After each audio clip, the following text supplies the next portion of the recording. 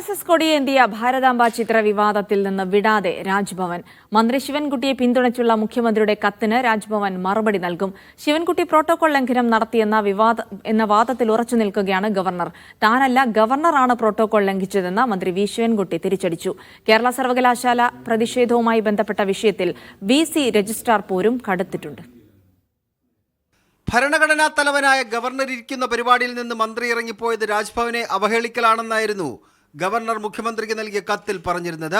എന്നാൽ ശിവൻകുട്ടി തെറ്റൊന്നും ചെയ്തിട്ടില്ലെന്നും ഭരണഘടനയിൽ പറയാത്ത കാര്യങ്ങൾ ഔദ്യോഗിക പരിപാടിയിൽ കണ്ടാൽ ഒരു മന്ത്രി എങ്ങനെ പെരുമാറുമോ അതാണ് ശിവൻകുട്ടി ചെയ്തതെന്നുമാണ് മുഖ്യമന്ത്രി ഗവർണർക്ക് മറുപടി നൽകിയത്. ഇത് രാജ്ഭവൻ അത്ര രസിച്ചിട്ടില്ല. അതുകൊണ്ട് വീണ്ടും സർക്കാരിന് കത്ത് നൽകാനാണ് രാജ്ഭവന്റെ തീരുമാനം. ചടങ്ങ് ബഹിഷ്കരിച്ചത് പ്രോട്ടോകോൾ ലംഘനം തന്നെയാണെന്ന വാദത്തിൽ ഉറച്ചു നിൽക്കുകയാണ് രാജ്ഭവൻ. പരിപാടി തീരും മുമ്പ് മന്ത്രി ഇറങ്ങിപ്പോയത് ഗവർണറോടുള്ള അവഹേളനം കൂടിയാണെന്നും രാജ്ഭവൻ പറയുന്നുണ്ട്. ഈ വാദത്തിൽ ഉറച്ച് വീണ്ടും മുഖ്യമന്ത്രിക്ക് കത്ത് നൽകാനാണ് ഗവർണർ രാജേന്ദ്ര അർലേക്കറുടെ തീരുമാനം. ഗവർണർ കത്ത് നൽകിയാൽ അതേ നാണയത്തിൽ മറുപടി നൽകാനാണ് സർക്കാരിന്റെ നീക്കം.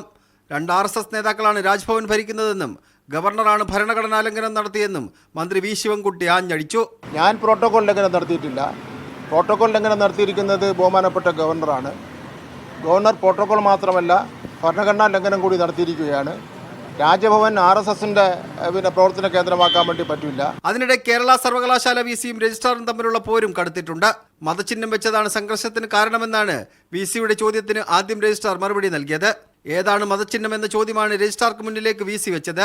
നേരത്തെ എല്ലാം വിശദീകരിച്ചതാണെന്ന് രജിസ്ട്രാർ വീണ്ടും മറുപടി നൽകി. ഇതിന്റെ എല്ലാം അടിസ്ഥാനത്തിൽ ഗവർണർക്ക് VC ഉടൻ റിപ്പോർട്ട് നൽകും. മീഡിയ 1 തിരുവനന്തപുരം. സൂംബയുടെ പേരിൽ കായിക താരങ്ങളെ അധിക്ഷേപിക്കുന്നവർ മാപ്പ് പറയണമെന്ന് മന്ത്രി വി ശിവൻകുട്ടി. വിവാദങ്ങൾക്കിടയിൽ സൂംബ ഇൻസ്ട്രക്ടർമാരുടെ നേതൃത്വത്തിൽ സെക്രട്ടേറിയറ്റ് പടിക്കലിൽ സംഘടിപ്പിച്ച ഫ്ളാഷ് മോബിനെത്തിയ മന്ത്രി ഐക്യദാർഢ്യം അറിയിച്ചു.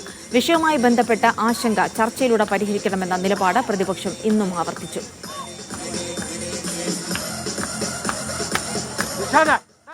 കായിക രംഗത്ത് പ്രവർത്തിക്കുന്നവരെ ആകെ തന്നെ, കായിക താരങ്ങളെ ആകെ തന്നെ ആക്ഷേപിച്ചിരിക്കുകയാണ്.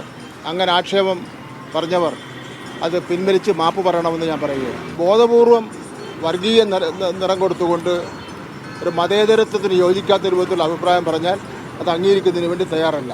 മുഖ്യധാരയിൽ പ്രവർത്തിക്കുന്ന സംഘടനകളൊക്കെ ഒരു പരാതി ഉന്നയിച്ചാൽ അവരെ ഉടനെ തീവ്രവാദികളാക്കുക, അതൊന്നും ശരിയായ നിലപാടല്ല. പ്രതിഷേധമോ അല്ലെങ്കിൽ എതിർപ്പോ രേഖപ്പെടുത്തിയ ആളുകളുമായി ചർച്ച ചെയ്യണം. ചർച്ച ചെയ്തിട്ട് ഒരു പരിഹാരം ഉണ്ടാക്കണം. കാരണം സ്കൂളുകളിൽ ഇതിൻ്റെ പേരിൽ ഇനി തമ്മിലടിയും പ്രശ്നങ്ങളും ഉണ്ടാകാൻ പാടില്ല.